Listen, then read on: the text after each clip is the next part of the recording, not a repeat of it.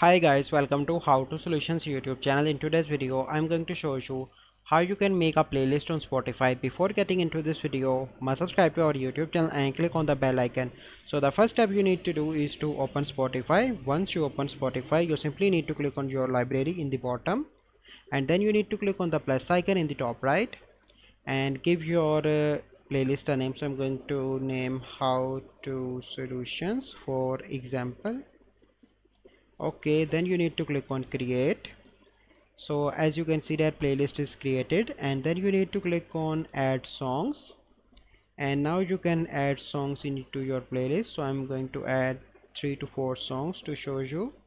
So you can see that songs are added into my playlist, and click on 3 dots, and if you want you can add more song, edit playlist, delete playlist, whatever you want. So this is a process by which you can create playlist on Spotify. I hope you find this video helpful. If you find this video helpful, must like this video, subscribe to our YouTube channel for future videos. We'll see you in the next video.